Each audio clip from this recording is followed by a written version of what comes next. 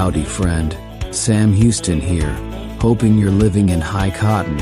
And if you're lucky enough to be in Texas, I know you're most of the way there. Now enjoy your daily dose of Texas history and Texas pride. Howdy, friends. Welcome back to the Feed Bandits podcast and your Texas History Roundup for May 5th. In 1718, Presidio San Antonio de Bejar was founded by Governor Martín de Alarcón on the west side of the San Antonio River, a distance of 1/4 league from the San Antonio de Valero mission, which had been founded 4 days earlier. The families clustering around the Presidio and mission formed the beginning of the Villa de Bejar, which was to become the most important town in Spanish Texas.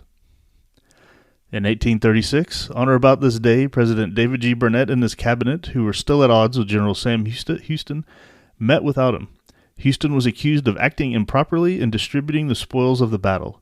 One member proposed that he be dismissed, but Secretary of War Thomas J. Rusk indignantly opposed this. Houston was also accused of inappropriately acquiring a fine black stallion, so he returned it. When it came to the issue of dealing with General Antonio Lopez de Santa Anna, the cabinet hardly consulted Houston. Being incapacitated by his ankle injury, Houston recommended Rusk be appointed acting commander-in-chief, and this was done. See, not everything is sunshine and lollipops even after you win your independence. In 1851, Jose Antonio de la Garza reportedly died in San Antonio, where he was born in 1776. In 1818, the Spanish governor had allowed him to coin money, the first made in Texas. The coins had a jag, J-A-G, on one side and a single star on the other, and were the equivalent of nickels. They are minted in San Antonio for only about 18 months. It has been speculated that this coin inspired the Lone Star as the Texas symbol.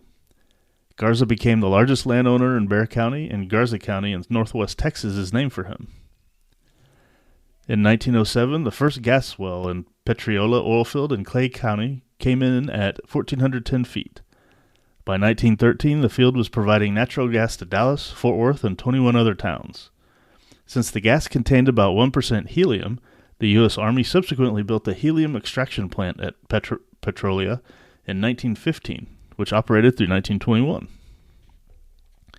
In 1916, the Glen Springs raid took place when Pancho Villa's soldiers attacked the villages of Glen Springs and Boquillas in southern Brewster County.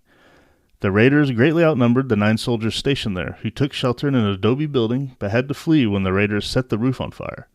3 of the 9 soldiers were killed and 4 were wounded. Subsequent attempts to hunt down the raiders in Mexico were largely unsuccessful. And in 1928, David Dryhole Bird hit 2 good wells on the same day in Brown County. Bird, an independent drilling contractor, achieved his nickname for earlier drilling 56 dry holes. These 2 successful wells opened the Baker gas field in Brown County. Bird became wealthy after gaining control of the area's lease information by buying the Gregg Abstract Company in Longview. One of his ventures was financing his cousin, Admiral Richard Bird's exploration of Antarctica. Bird was born in Detroit, Texas in 1900 and died in Dallas in 1986. All right, and that, my friend, was your Texas History Roundup for May 5th. Notice nothing in here was about Cinco de Mayo, which is wholly a minor celebration in Mexico. Nothing to do with Texas. So it always pains me to see restaurants, cities, whatever else having Cinco de Mayo, quote-unquote, celebrations every year, where these same places do virtually nothing for either Texas Independence Day on March 2nd or San Jacinto Day, which happened just a couple days ago. So that's how far we've fallen. And the whole main thrust of this podcast is to bring people back to understanding where they came from. So there you have it. That's your Texas History Roundup for May 5th, like I said, and we will see you back here tomorrow on the next one. You take care. Well, there you have it. If you like our podcast, check us out at feedbandit.com. There you'll find awesome Texas First outdoors gear and apparel. Your purchase helps support the Bandits and keeps this podcast on the air, fighting for you and for Texas. Remember, preserve the tradition, protect the legacy. Until next time.